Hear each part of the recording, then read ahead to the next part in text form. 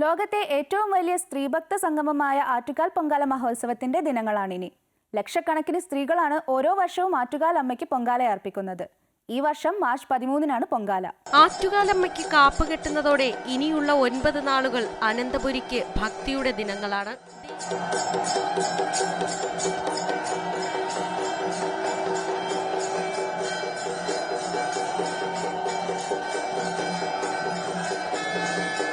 ദേവിയുടെ ഉടവാളിലും മേൽശാന്തിയുടെ കയ്യിലുമാണ് കാപ്പ് കെട്ടുന്നത്.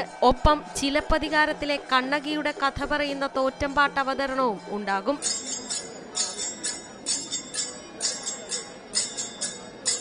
മൂന്നാം ദിനം തോറ്റമ്പാട്ടോടെയാണ് കുട്ടികളുടെ കുത്തിയോട്ടവ്രതം തുടങ്ങുന്നത്. വ്രതശുദ്ധിയോടെ ക്ഷേത്രമതിൽക്കെട്ടിനുള്ളിൽ 7 ദിവസം കഴിയുന്ന ബാലന്മാർ ദേവിയുടെ തിരുമുമ്പിൽ 108 നമസ്കാരം നടത്തുന്നതും ആചാരത്തിന്റെ ഭാഗമാണ്. 10 വയസ്സിന് താഴെയുള്ള ബാലികമാരുടെ താലപ്പൊലിയും മഹോത്സവത്തിന്റെ ഭാഗമായി നടക്കും.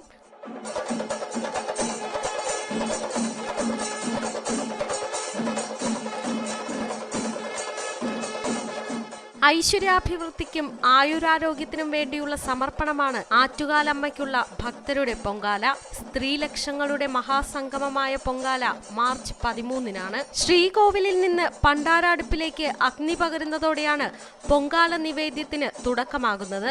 ആ അഗ്നി ലക്ഷക്കണക്കിന് പൊങ്കാല അടുപ്പുകളിലേക്ക് പകരും. അങ്ങനെ അനന്തപുരി മഹായജ്ഞശാലയായി മാറും. ആറ്റുകാലമ്മയ്ക്ക് പൊങ്കാല നിവേദിച്ച് അനുഗ്രഹം തേടുക എന്നത് പുണ്യമായി ഭക്തർ കരുതുന്നു.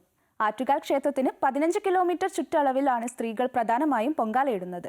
ജാതിമത ഭേദമന്യേ ലക്ഷോപലക്ഷം സ്ത്രീജനങ്ങൾ തോളോട് തോൾ ചേർന്ന് അമ്മയ്ക്ക് പൊങ്കാല സമർപ്പിക്കുന്നുവെന്നതും ശ്രദ്ധേയമാണ്. സ്ത്രീകളുടെ ഏറ്റവും വലിയ കൂട്ടായ്മയായ ഈ മഹോത്സവം ഗിന്നസ് വേൾഡ് റെക്കോർഡിലും ഇടം നേടിയിട്ടുണ്ട്.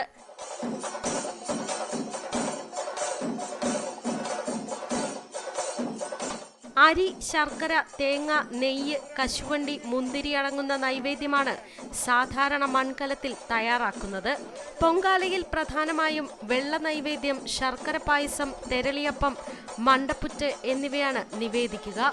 ദേവിയുടെ ഇഷ്ട നൈവേദ്യം ശർക്കര പായസമാണ്. അഭീഷ്ടസിദ്ധിക്ക് വെള്ളപ്പായസവും രോഗശമനത്തിന് മണ്ടപ്പുറ്റുമാണ് നിവേദിക്കുന്നത്. കുംഭമാസത്തിലെ പൂരം നാളിലാണ് ആറ്റുകാൽ പൊങ്കാല ആചരിക്കുന്നത്.